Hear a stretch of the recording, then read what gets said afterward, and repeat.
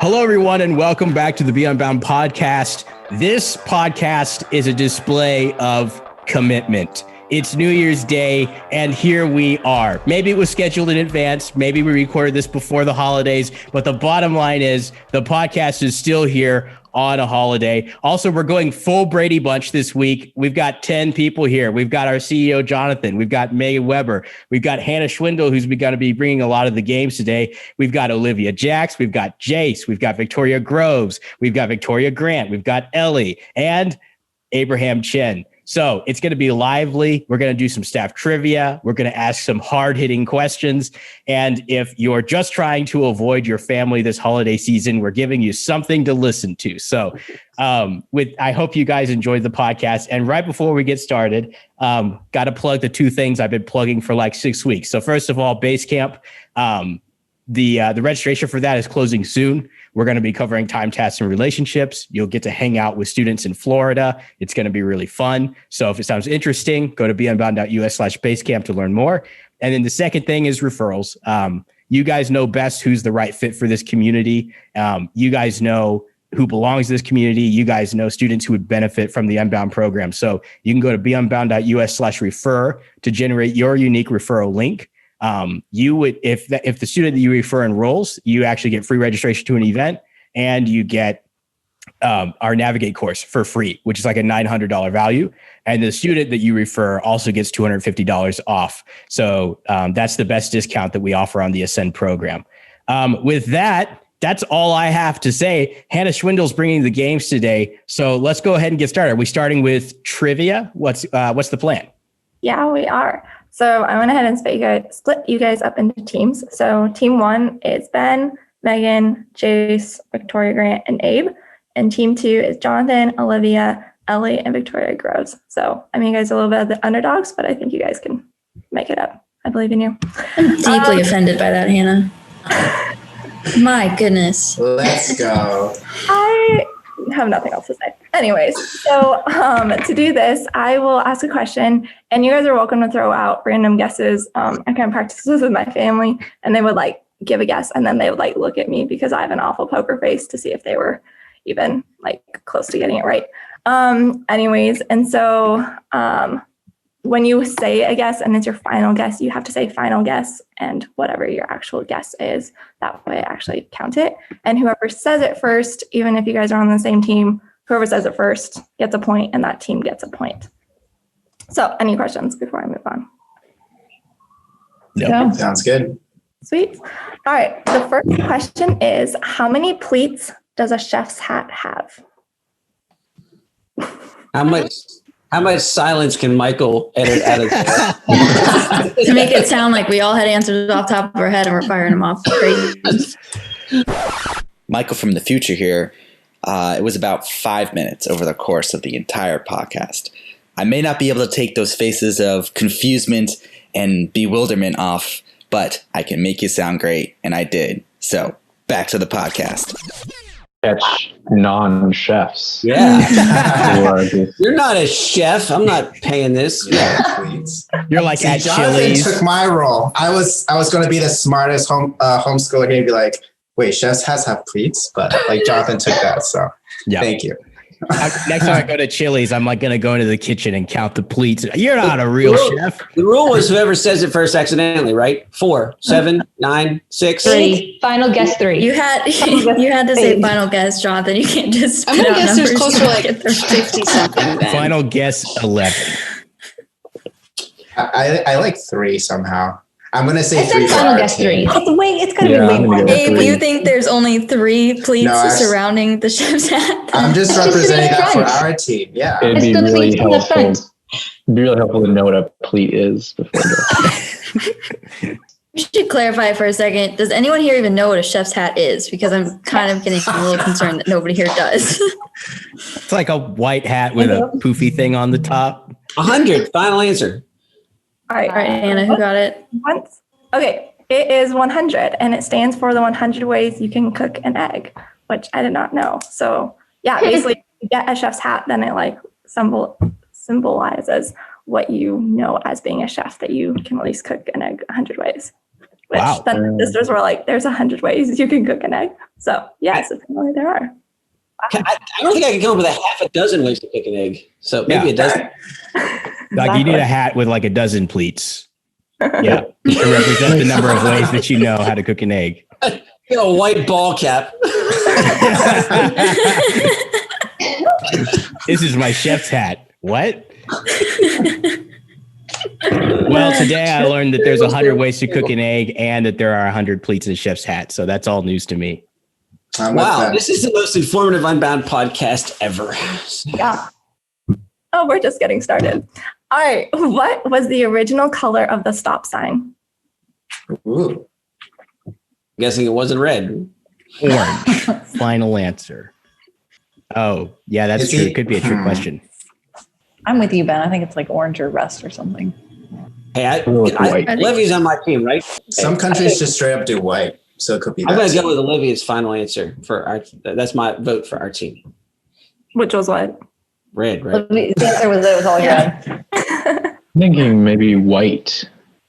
Okay. All right, let's do it. Because I think they teach you in driver's ed. Yeah, they teach you in driver's ed that like the white, the black, and the red signs are all law signs. Like you can't ignore them. And then the orange and yellow are the warning ones. Did you take driver's ed? I'm just amazed that you remember that kind of detail. It's like the only thing I remember from driver's ed.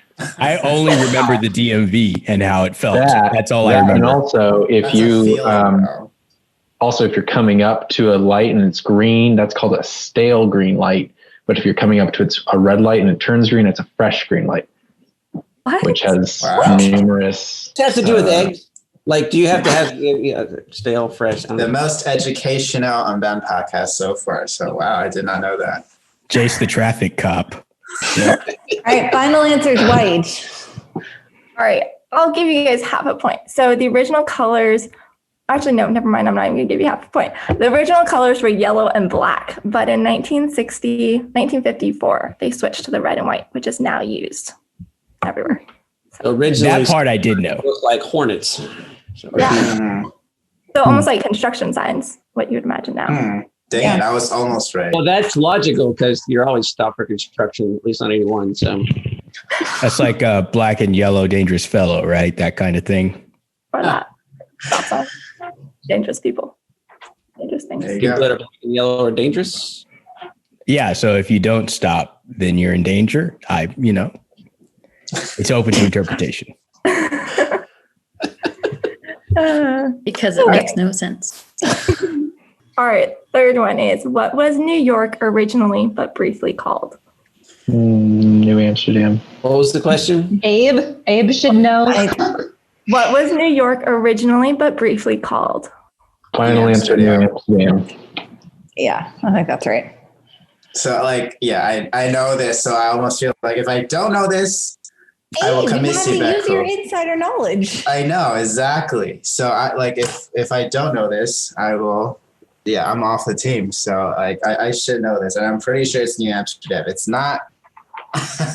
I'll be very shocked. That's our final answer for sure. All right. That is correct. Yeah. Although they also called it New Orange for a little while in honor of William III of Orange. And I'm like, I'm so glad that did not stick. Yes.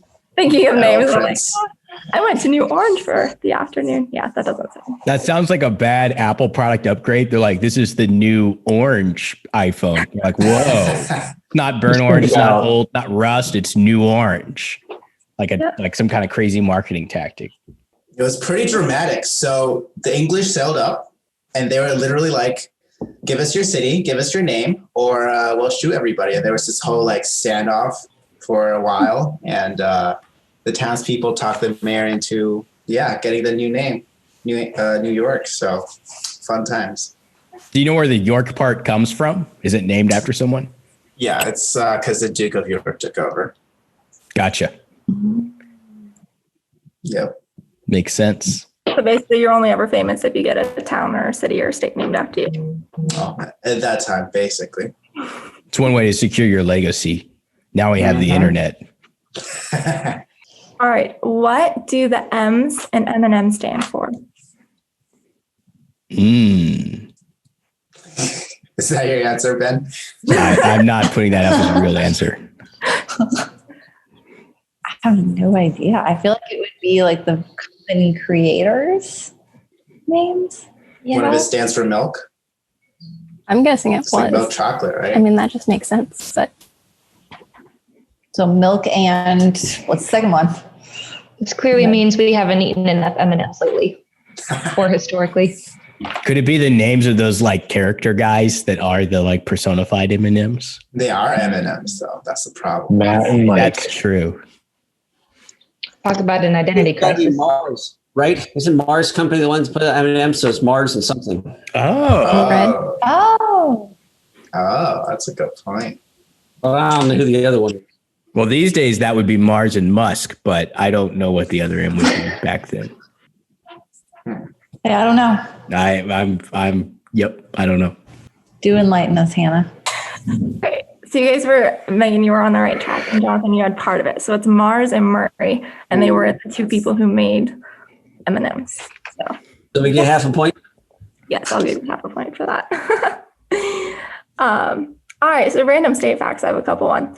In what state is it illegal to sell a bounceless pickle from when you drop it a foot high?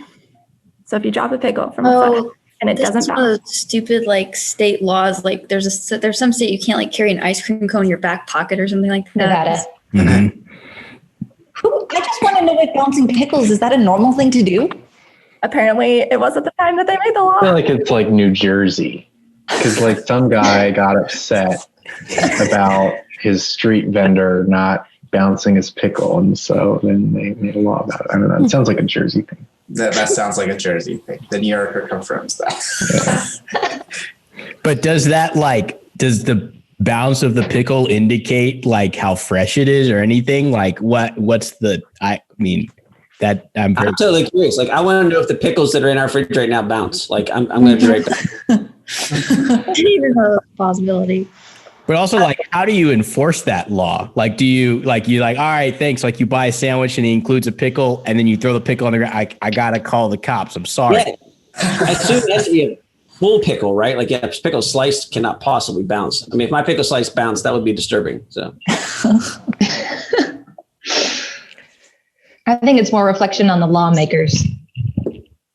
so we got a 1 in 50 chance. They picked New Jersey, so that's a 1 in 49 left or whatever, 1 in 50. So what state? The only state I can think of has anything to do with pickles is there's like a Andy Griffith show that has pickles in it. So that's North Carolina. So that's my only pickle reference. So what do you think, team? I think we should go with the guess that has anything to do with Andy Griffith's show. So North Carolina. Final answer. All right, the correct one is Connecticut.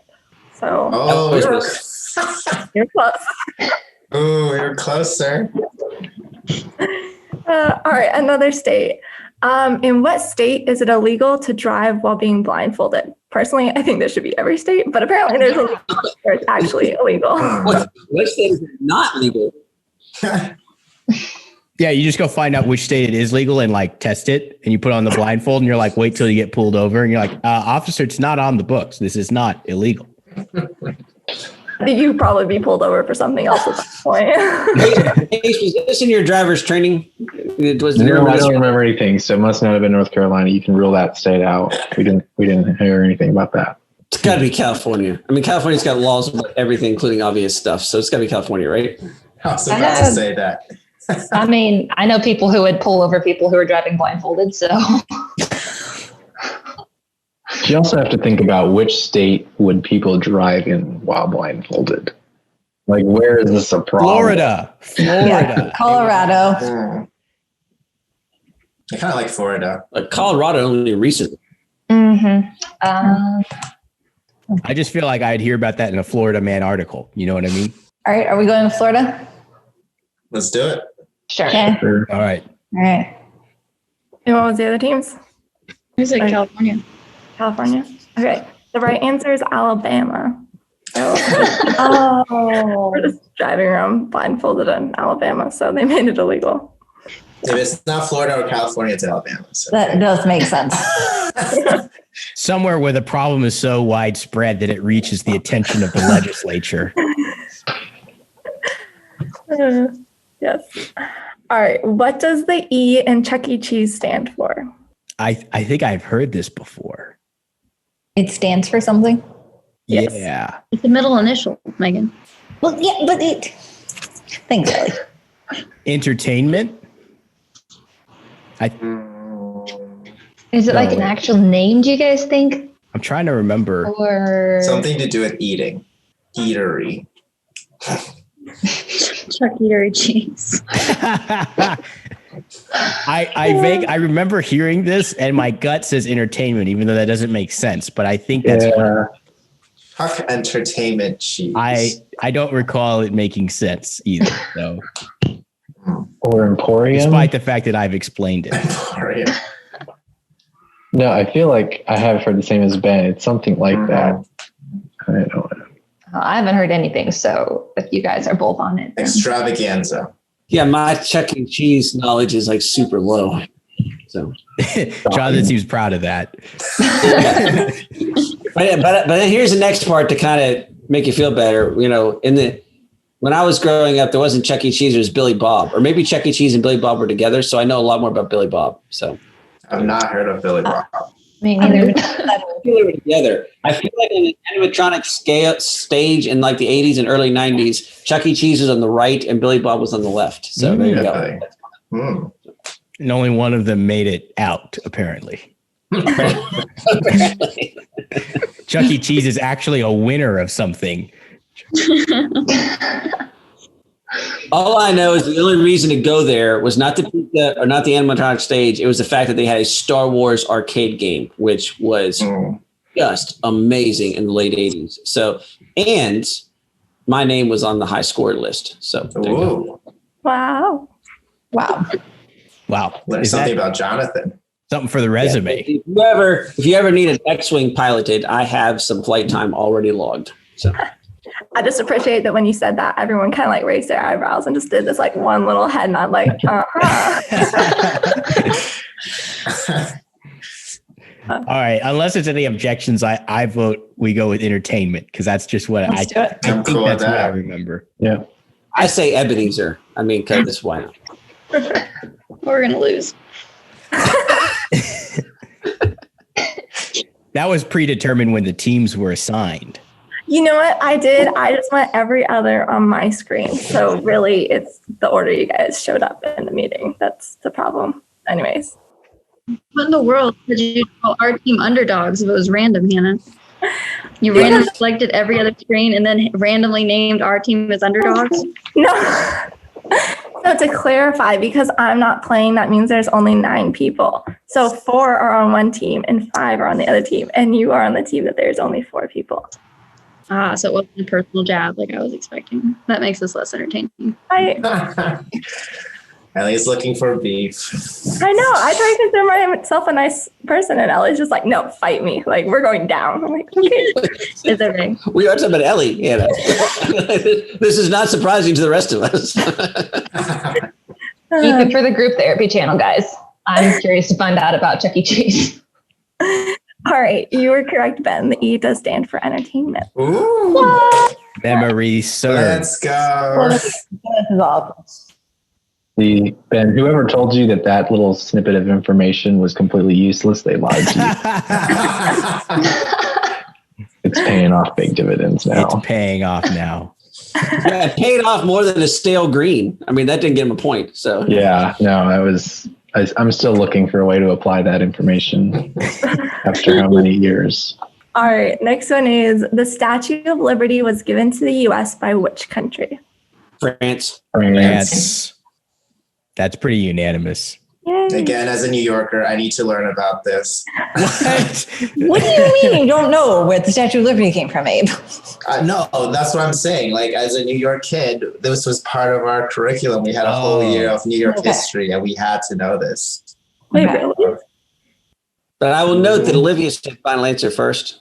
So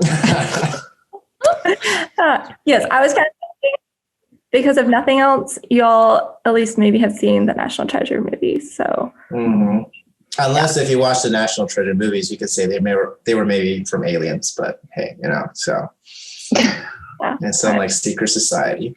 What's your source? So Abe says aliens final answer. Our team says France final answer. I did not say that, but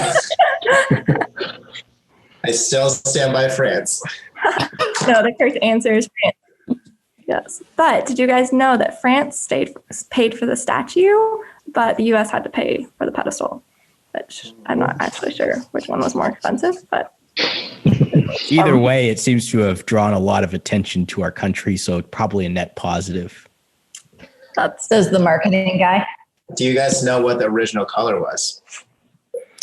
Yeah, it's bronze, isn't it? And it got corroded. And it turned green. Mm-hmm. Yep.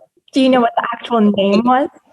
Isn't there a Mike Rowe, like the way I heard it, podcast? I don't think it actually showed up first. Like they tried to give it away to a bunch of other places first. Like United States, it wasn't like created for the United States. I'm pretty sure that there's like some background. Like it was actually intended for like the middle of the Suez Canal or something like that. And then there was reasons that it wouldn't work. And so anyhow, we were like a couple down the list before we wound up getting it. That's why I didn't take care of it. We knew it was a regift situation. That I don't remember, but I will have to look into that.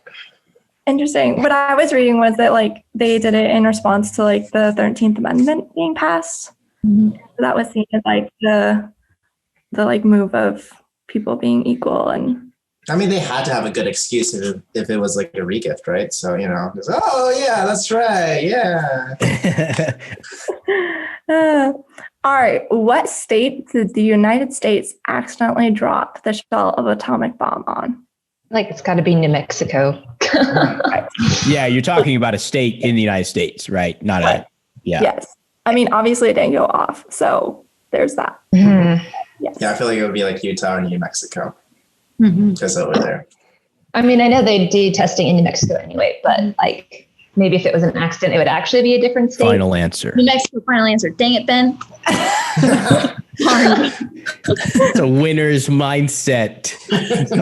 It's not New Mexico. It's some other place. So the question is, they dropped an atomic bomb, like an armed bomb, a real atomic bomb got lost somewhere, basically, right? No, it fell out when they were doing maneuvers. Thankfully, it wasn't armed. Right. Yeah. So it was like a shell. So it wasn't, okay. I don't think it was New Mexico. It's like Ohio or something. So I read a book out loud to the kids. It was something like Michigan or something like that. But I know that was a fictional book. So, but it's like, I remember hearing about this, and I don't think it's New Mexico, but I don't remember what it is. So Well, Ben beat my final answer, so we can go with Ohio. All right. The correct answer is North Carolina. What? Wow. Do you remember hearing about this? Jace. I'm sorry, we didn't have a strict North Carolina history curriculum like we did in New York. I thought every state had a history curriculum. California, because in California you learn about the gold rush for 12 years straight. Okay, well here's the deal. Nothing ever happened in North Carolina. So there was no gold rush. There was no Statue of Liberty. It was just a lot of people doing ordinary stuff. Stupid things like dropping atomic shells. Well, but I think that's the thing. I think Jace has a point, because literally a bomb was dropped in North Carolina, and it's such a boring state, the bomb didn't even explode. That's Nobody what cares. I don't think those two things equate to each other. Pale green lights are way more interesting than the shell of atomic bombs landing in your backyard. I mean, we learned about Kitty Hawk and stuff where man flew for the first time, so no big deal about that. But Ohio was where the Wright brothers are from, and I entered Ohio, which is connected to North Carolina a lot more than New Mexico is connected to North Carolina. So I think the point is, Well, New Mexico and North Carolina both start with N, so I'd like to contest your point about Ohio being more connected. I think we need a staff continuing education course on proper logic. Oh my. All right. What was Plato originally made for? Like the kids' toy. it was made to connect atomic bombs to planes so it didn't fall off. True story. You heard it here first. Play-Doh. Wasn't it like cookie? So my mom used to make homemade Play-Doh out of same. cookie dough, but it was basically like flour and stuff. So it was basically cookie dough. It was like not as poisonous as the stuff you could buy in the store. It was a lot cheaper. Yeah. I feel like it was something where because I remember hearing that at some point where it was maybe a medical thing or something like that. And then the the recipe ended up making Plato instead. So then they did it as like a kid's toy. I think if it wasn't for holding bombs onto planes that didn't fall down North Carolina, then I thought it was like a cleaner or something like that. Wasn't it like a cleaning that might compound? Be too. Cleaner? It was something random like that. Sticking stuff. That's why you can eat the Play-Doh, but you most likely wouldn't, unless again you were a kid. So to get like lint off your clothes, right? You just roll it. Yeah. Be pretty First handy. people to test that realized it left more Play-Doh behind than it took lint with it. And then they were like, I guess it's a kid's toy. Yeah. It's like it was Bring Your Kid to Work Day, and the inventor was like, whoa, this is a big hit with the kids. The only logical thing I can think of is like some kind of like engineering to like, kind of like create a mold of what you're trying to build. But I don't know if that makes sense. I feel like it was something totally weird, but it made a very different product than they were intending. But I don't remember what it was. I have no idea. How about let's go with the medical thing? That sounds it kind of makes sense. It sounds like someone will be like desperate and just make something random for medical purposes out of like flour and whatnot. Final answer. Let's do that. We'll go with cleaner. Final answer. All right. The answer was in the 1930s, it was made as a wallpaper cleaner. So you guys Wow. Wallpaper cleaner. So yeah. Wow. I mean, I think Dave, you had it right with like the sticking, that it would like take off the residue and stuff. And then somewhere along the line, it became a kid's toy. So if you ever I just need to shut up. That's the lesson I'm learning today. All right. In what state is it illegal to hold a public office if you've been in a duel? Should think about in what state would people have duels in America? Or it could be New York, because like back in the day, that was when all sorts of stuff went down. And like New York was the capital. Like everyone knows about Hamilton. I think that was in New York. No, it will like in the last one, like where Hamilton dies, it's like they go across the shore to Jersey because everything's legal in Jersey. New York. Final answer. Oh, that's right. Jersey, final answer. All right. The real answer is Tennessee. So you guys had it first, but then y'all went way north. So Well, I figured it would have had to have been at one of the 13 colonies because it sounds like a law that would be that old, All right. What was the first toy to be advertised on television? Plato. They advertise it first as a wallpaper remover. I want to say Etch-a-Sketch. Man, those are so much fun. Can we get a year? I don't have a year on that. Okay.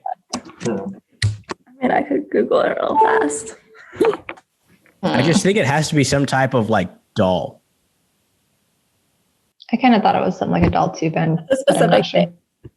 Dollhouse. Or what about a Slinky? I was actually thinking of Slinky too. Okay, the year was 1949. 49.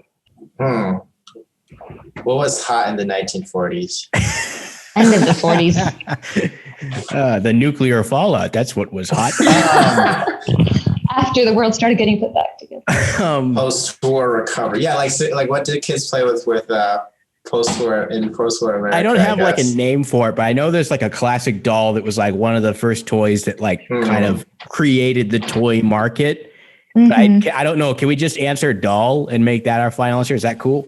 Let's do it. Cool with me. Okay. It's the doll was Betsy. Something Betsy. No, something that's a lot earlier. Oh. Yeah. It was Betsy something or other. My mom told me about it. Well, Jonathan has more details, so we get that answer, not Ben. Whatever Jonathan is talking about, final answer. Jonathan said Slinky. He didn't say final answer. Yeah, he did.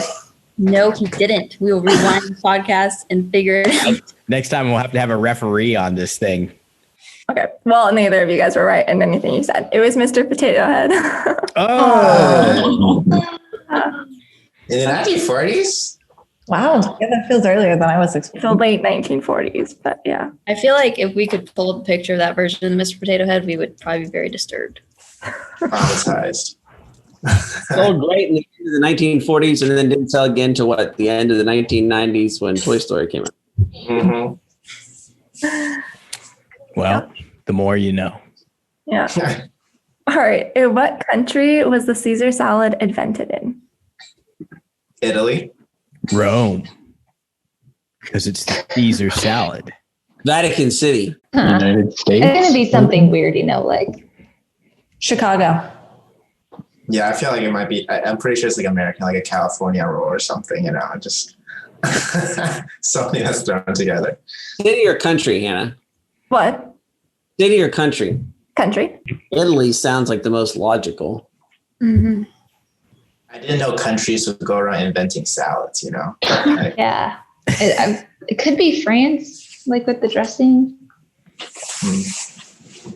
Could be Greece. Greece is more of a salad country, right? True, but they have their own like salad already, right? Yeah. I think we got to vote Italy, guys. All right, final answer, Italy. It's not Italy, but I don't know what else it is. Victoria's like, I know my team's wrong. I heard Italy, and then what was the other teams? Do we have an answer? I don't think Italy. We said Greece. Okay. Well, the answer was Mexico. It was made for a hotel. What? I know, right? Because I would have guessed Italy or something. I read that. I was like, what? Really? So it's really a Caesar salad, I guess. You've been pronouncing it wrong the whole time. All right. Well, you guys were somewhat close. It was 3.5 to 2. So those are horrible scores for the record. Well, that means we won because we got the half point, right? Yes. You know what it means? Underdogs coming through. I totally thought some of you guys would know some of these answers because I feel like every time I have a conversation, you guys spout off all these random facts. And I'm like, whoa, I didn't even know that. So I was like, I bet half of these, they probably already know the answers to, but oh well. You just had the wrong random facts, Hannah. Yeah. Yeah, that's like, wow, these Unbound people are not as smart as I thought they were. So, See, Hannah, if you had asked about stale green lights, I would have rocked the it. real stuff. Okay. Yeah. See, we know plenty of facts as long as they're grounded in really practical education-based stuff. Thank you, Victoria. You know what? These are somewhat education-based stuff. These are not practical, applicable, life things to know, Hannah. And a stale green light is, I'm kind of confused at where the basis of reality is here. Well, at least the underdogs winning makes this podcast more interesting. So true. Not that I planned that, but anyways. Oh, it was rigged. That is even more interesting. Okay, I would really be the person to rig something. No, but that makes you the exact suspect because nobody expects you to rig something. You know what? This goes perfectly into the question that I was going to ask. If you were pulled over or arrested, what would your friends and family assume that you did? All of you have to answer. And go. Speeding by a lot. Assume that I did. Deb, are you listening to this podcast? Does Ben's answer relate to you? I'm just curious at what a lot means. Are we talking 100 or faster? Ben speeds. I got places to go. It'd definitely be speeding as well. So My family would just assume I got sidetracked while getting hot chocolate. Not that ever happened. You can get arrested for that? You can get pulled over.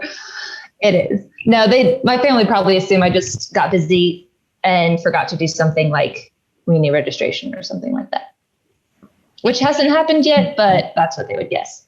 It's kind of like when you've never had a cavity, it hangs over your head for your entire life, right? It's this thing that just could happen at any moment, hasn't happened yet. People are jealous of you, but simultaneously, the pressure of just keeping up with that accomplishment is so high and intense. I know how you feel. So my answer would be, if I was going to get arrested for something, it'd be mouthing off to a TSA agent. That's solid. Can they arrest you though? Do they really have any authority? I don't know, but If I was going to get arrested for something, I could hold my head up high for that one. The real reason staff always picks different lines at TSA. Jonathan's in that line over all of the other ones. I do not know. I've never seen that person in my life. What do you mean his business card matches mine? Strange. This guy's clearly a pickpocket. They planted the evidence. I swear I've never met this man. What do you mean we're connected on LinkedIn? I don't know what you're talking about. Well, I know exactly what my family would think because it happens. So I feel like I'm notorious now for being a city kid who doesn't drive a whole lot. And so whenever I do like get to drive or am in a car, if I call my family, the first thing they say is always like, oh, so who do you run over now? So it's always assumed that I will run over something or someone. And so, I mean, if you watch the old Apex vlogs, you know that, with go-karts, I almost did wreck and totally freak out Chris Gamera with the camera next to me. So there's that as well. I don't know anybody with go-kart accidents. Nope, not at all. Nope, not at all. Stellar driving records. I have to say that is the only one that has my crashing Chris story beat. So yeah. So if A was arrested, it'd be for killing Chris Gamera by running him over with a go-kart. Sure, I did not say that. I'm sorry, Chris, but hey. Or they should be arresting Chris for standing on the go-kart track. Come on. No, for the record, he was next to me. I forgot what happened. I ran into I think it was someone really hard. And he got some pretty bad whiplash. The mic on the camera went flying. And go watch the video. You just see like the whole, and then like Chris like breathing really heavily. Mine would actually be close to what Victoria said about out of date tags and stuff. Just because I'm in the current of that because moving, I need to update my plates and tags, but the DMVs are closed until January and my tags expire in December. So that's cool. They're like, just renew online. I'm like, you can't change states online though. Like you can renew, but I'm not in the same state. So I'll let you guys know if I get pulled over between January 1st and January 5th when I actually get to the DMV. Jason get arrested for going through a stale green light trying to get out of North Carolina before the bomb goes off. There you go. I actually really like the story. Well, there you have it, guys. This podcast had a way heavier emphasis on traffic laws than I anticipated, whether it was stale green lights, speeding, or even upwards of manslaughter. I hope that you guys enjoyed listening to this podcast. I hope you're having a wonderful holiday. I hope you're looking forward to a bright future in 2021. We certainly had a blast, and I'm super glad that as many members of the staff could be here today as they could. So once again, guys, if you're interested in Basecamp, you can go to beunbound.us/Basecamp to learn more, and you can go to beunbound.us/refer to get your unique referral link to refer a friend to the Unbound program and the Unbound community. And special shout out to Hannah for bringing the trivia and the questions and everything. This was super fun. I'm glad you guys could join us, and we will see you guys next time.